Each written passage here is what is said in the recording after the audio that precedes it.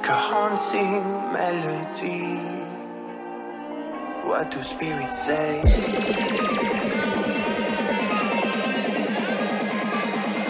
What do spirits say in a darker day? What do spirits say?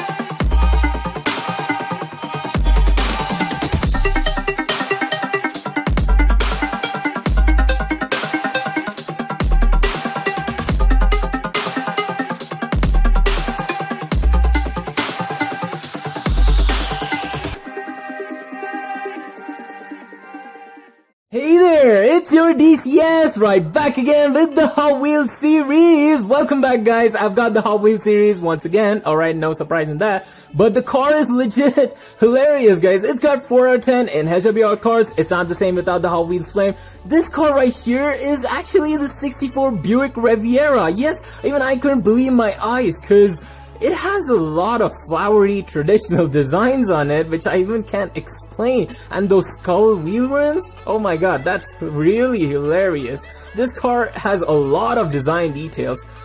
You know what, let's just talk about the actual Buick Riviera. Alright, the normal cars, guys, it actually comes up like what, the length of the cars are like 14 to 15 feet, but this Buick is actually 17 feet long. It's almost like a miniature limo out there, and you'll have a really hard time finding a parking spot for this car, especially because it's so damn long.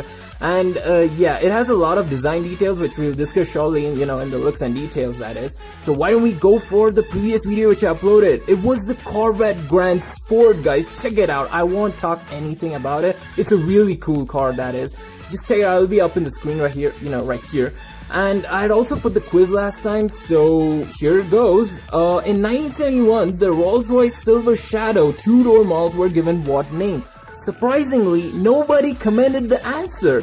I guess it was a pretty hard one. The answer is Corniche, guys. It was called the Corniche. The 2-door model Rolls-Royce were called the Corniche. It also had another meaning. The road cut in the edge of a cliff. Well, yeah, that's pretty weird meaning. Alright, guys, so that is the answer and nobody commented it. Well, it was pretty hard. So I'm not keeping the quiz this time, so why don't we go for the unboxing? Let's go for it!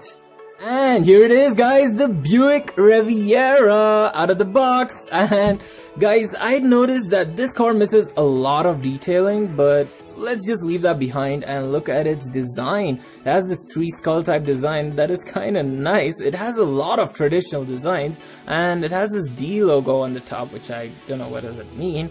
Well, yeah, the designs are so much, guys, on this car, especially those wheels. They're so damn hilarious with that skull on them. And at the bottom, you've got the chromed out bottom, and it just tells 64 Riviera out there. And at the rear, you have your typical exhaust. I know it's large and nice, but still, it's not so damn good. And it misses the tail lamp detailing, which ain't so convincing. And it also does not have that side view mirrors, which most of the Hot Wheels don't have, but still, on this it looks pretty empty and plain. And that's about it. At the front also, even though it looks like an actual Buick, but it just feels so fake. That's not so good either. I hate the pinkish tint too. That's not appealing. Well, yeah, that's about it on this car, guys. So, yeah, that's pretty much it. Even I can't talk about the interior too. It's just black. Well, let's just go for the information, guys. So, let's know something on this traditionally cool 64 Buick Riviera, guys. It's the information of the Buick Riviera. So, let's start off with the production. The production actually began in 1963 and it ended up in 1965. That is only 2 model years that maybe the sales didn't go so well. Well, going for the body style is a 2-door hardtop. Well, time about its engine, guys. You get 2 options. The first one is the 401 cubic inch 6.6 liter nail-headed V8, guys. And if you want, you have a second option, that's the 425 cubic inch 7 liter nail-head V8, which has more power. Yeah, and time about the transmission, guys. The transmission, you get only one option, that is the twin turbine 3-speed automatic. You don't have manuals in this, and it's called as the ST400, guys, you know, for more info.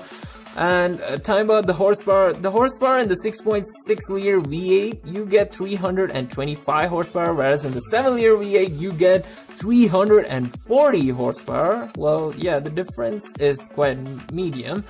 Going for the length, guys, as I told, this is a 17 feet long car.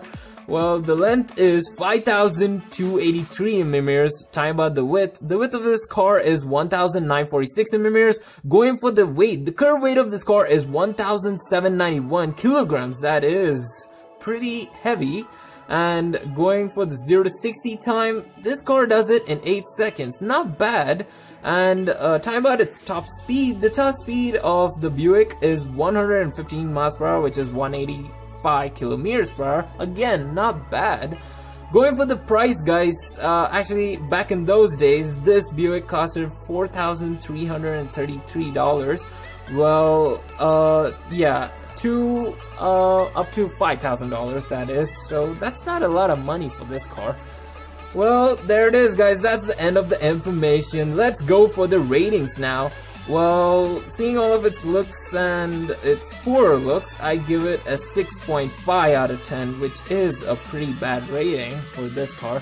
Comment your ratings down below. I'll check them out, as it is the end of the video. So I'll see you all next week with a new car, guys.